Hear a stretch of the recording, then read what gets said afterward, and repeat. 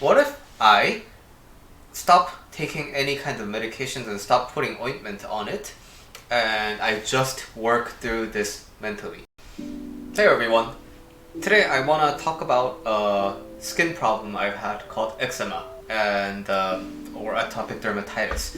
It's very itchy, flaking of the skin, and has lots of spores. And their spores are very itchy, and then when the spores pop, there's a lot of liquid that thickens to this kind of a yellow crust on your skin. Very gross. Hate it. I've had the skin problem for a very long time in my life, and I've had it kind of almost everywhere, but they kind of subsided. And but the really lingering, persistent one that's been really haunting me for years end is the one on my right hand ring finger. I made a short video about this before, and basically when I do my life coaching, I want to make sure that I do self-coaching first, because how can I give coaching to other people if I can't apply the same coaching to myself? And we tend to think that the problems about our body are really dealt with in the medicine kind of external kind of a way, and our inside mental work is only for, mental issues. So we tend to have a dichotomy of physical and mental. But I really believe that the more I get involved in life coaching, the more experience I get as a coach, and the more education I get, the more knowledge I gain in this area, the more I realize they're very tightly interconnected with each other.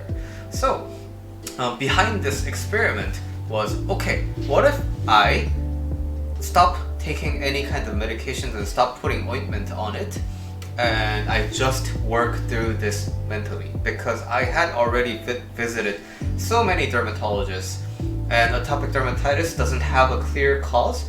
So yeah, I've already exhausted all the physical options, so why not try the completely mental option? And so here's how the progress went.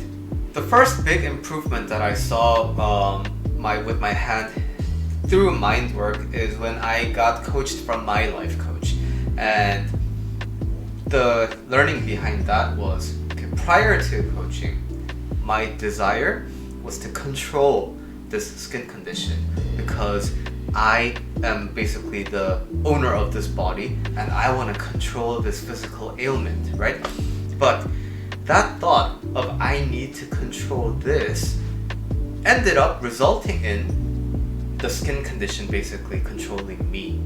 And so the more I try to control it, and the more it doesn't bend to my will, the more I get frustrated and the more I obsess about it. So my desire to control the skin problem is what ends up controlling me. So I thought of, okay, what kind of a different relationship can I have with this skin problem? Because right now it's antagonistic, it doesn't serve me. So how could I turn this relationship into a beneficial one? So I started working on a new relationship, and that new relationship is I listen to when my eczema communicates with me, hey, it's itchy, hey, it needs hydration, or whatever. I just listen to it and I just address its needs without any, emotional attachment to the problem. Instead of like, crap, it's itchy again, I'm so frustrated. I just noticed that, it's itchy. Okay, then I'm gonna apply some anti-itch ointment or whatever. And if it's super chapped and dry and it hurts, okay, I'll put some Aquaphor on it or something like that. So that was the initial movement that started it all. And after that coaching session, I did see a big improvement in the skin condition. So this tells me that there is a mental correlation to my skin problem. Unfortunately, it came back after a few weeks, and it was as severe as before. And because it happens again, I get frustrated by the itchiness, and I get frustrated by the constant peeling of the skin and how the skin is so sensitive, and I really hate the experience, right? So there's a lot of emotional baggage that comes with it. Even though I try to listen to it as much as possible, I can't help but feel annoyed at it. And then I came across this training with the recent coaching paradigm I've been using called the meta pattern. And the really important question to ask in this coaching paradigm is, how do I want to feel instead, right? So I'm really annoyed and I'm really frustrated at my hand for being itchy and having this skin problem. But that's an emotional zone I am in right now. How do I want to feel instead of this emotional zone that makes me feel frustrated and annoyed? And when I worked through this problem, I got the answer that, okay, what if I treat this itch like it was a temporary thing? What if it's like a random scratch in the back that I get during the day? Because I don't get frustrated that my back is itchy every once in a while. I don't get frustrated that my ankle feels itchy every once in a while, right? Because I have the understanding that it's temporary. So, this skin problem has been persistent for years. But if I look at the grand scheme of life, like my 30-something experience of life, it's a small portion of my whole existence. So when I expand my view like that, I can start viewing this itch as a temporary thing. And when I get into that mindset of, maybe this is temporary, just like a back itch, then the relationship between me and this skin problem becomes a little less urgent, because I've widened my horizons, I've widened my perspective, and I'm able to see it from a greater sense. And so this doesn't immediately require a lot of emotional investment on me. Now at this stage, I don't see a noticeable difference in the itch, right? And the itch is still annoying. But now, when I give myself the opportunity to continue think of, well, how do I want to feel instead? How do I want to feel instead? How do I want to feel instead? Now my brain starts habituating the new thought pattern of how do I want to feel instead. So instead of locating the itch and then going headfirst into annoyance and frustration, now it's like, it's itchy, but how do I want to feel? It's so annoying, but how do I want to feel instead? So it becomes this constant opportunity for me to ask myself, how do I want to feel instead? How do I want to feel instead? And then I had a coaching session with a peer coach who I was exchanging coaching with, and I was talking about this problem. And then she said, can you imagine what it would be like to not be itchy? And then that's something I hadn't thought about in a while. And I could immediately feel my body shift to this hypothetical space of, oh my god, it would just feel amazing. Because, my left hand doesn't have that symptom, right? So if I could feel like my left hand is like my right hand, I haven't thought about that in a really, ever. Because it was such not a possibility for me. My brain had never made that connection before. So that was a really profound shift, and I noticed that I could continue using that feeling. Whenever I feel an itch, I can always imagine my right hand being exactly like my left hand. So I do these kind of like mirroring exercises where I close my one eye and then I just look at my left hand and I do like these symmetrical movements, right? But I pay more focus on how the skin looks on the left hand instead of focusing on all the, like skin peeling off and the spores on the right finger. I just continue observing the left and witnessing how that's the state that I could be in. Even if it's not physically, mentally, I could be in this space where everything's okay. And then at this point, I also noticed something else about the itch. And because I'm not diving headfirst into the frustration of the itch, I'm noticing that I particularly have these itches when I do marketing for my coaching, when I shoot videos, and when I write posts to market my coaching. And the emotional connection that I feel with this problem now is that there's this intense desire to feel something, right? lot of the times when I submit a video on YouTube, it doesn't get a lot of like exploding kind of a view, right? I'm not like a 100,000 view guy. I'm not 1,000 guy. I'm not 100 guy, in fact, on most of my videos. So, and you know, when I write stuff on Reddit or when I write an email, they're not usually met with a lot of response, and that frustrates me on the inside. And there's this big urge for me to please just, I need the world to react to the things that I do. I want to feel something in response to all the things that I do. And so I can see how the itch is mirroring that desire to feel something, to feel validated. I don't know, if someone writes an angry comment, oh, that's a reaction to me. So I want to feel a reaction to something, and that I feel really closely connected to my itching. And that I can always self-coach on, because again, like external things needing validation, that's something I can always coach myself on, so that I just focus on the things that I can control. I can't control how other people will perceive my videos, but I can control how I act when I record these types of videos and when I write posts.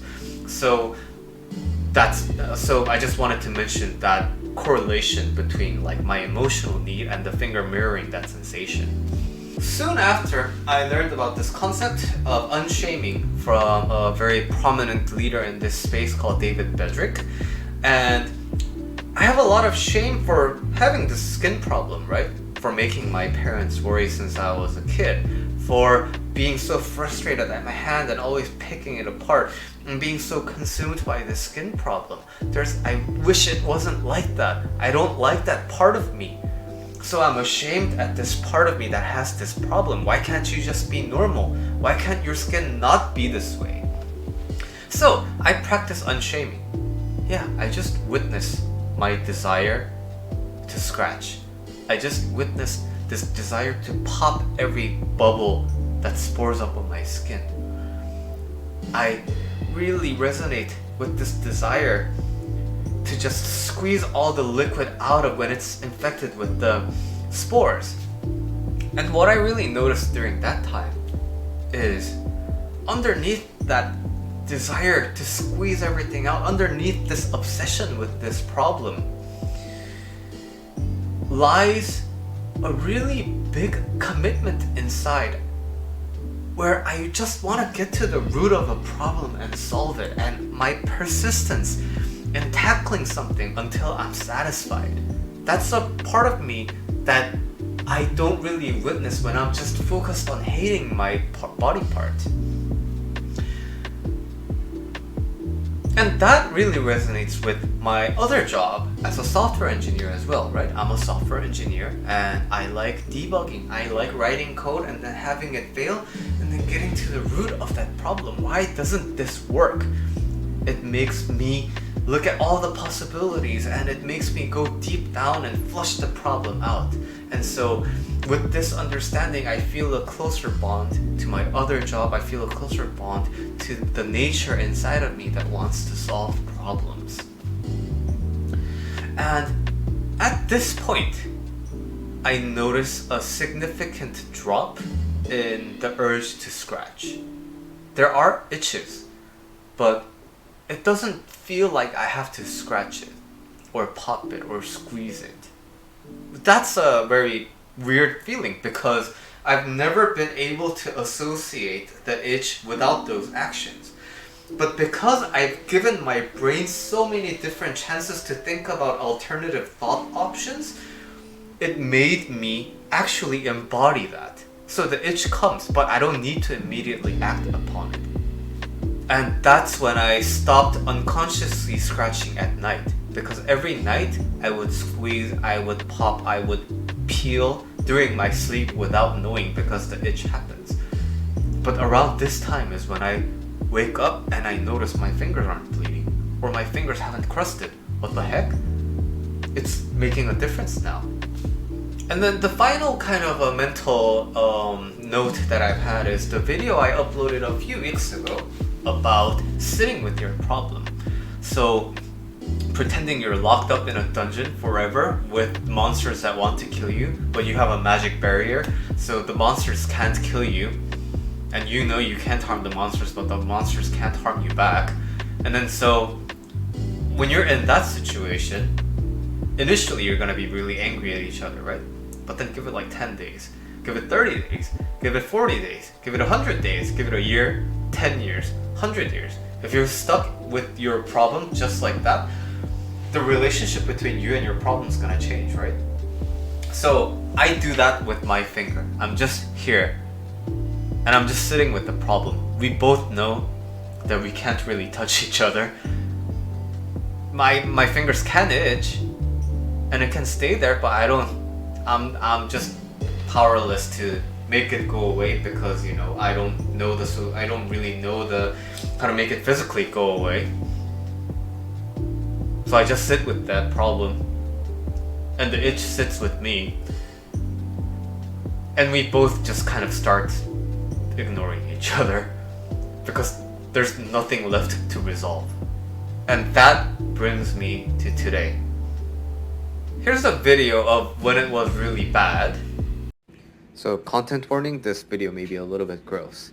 I suffer from a skin condition called eczema, and it used to be around my whole body, but now it's more or less located in my finger. This fourth finger on my right hand, it localized a few years ago, and I've been having a really tough time with this because it's intensely itchy and very painful as the skin keeps on peeling off and it regenerates and then keep peeling off and regenerates. Since I tried every chemical approach and none of it seemed to help, I started applying life coaching to this. And what I realized is, while I can't control how my skin is going to peel off or not, I can control how I want to feel about the itch and how I want to feel about the pain. And this was a life changer because I don't feel frustrated about the itchiness and the pain anymore. I'll have an upcoming long form video to address this. And now, I don't know how well you're gonna be able to see this, but here's the finger now. So there's a bit of aquaphor because it's chapped and dry, but right now you don't notice a lot of differences, right? Whereas before it used to be very red and inflamed. Now it's just a trace bit of aquaphor and nothing really else. And the really cool thing is the parts that are spory also like feel kind of a regular patches of skin now instead of this like spore that's sort of healed. So very weird, right?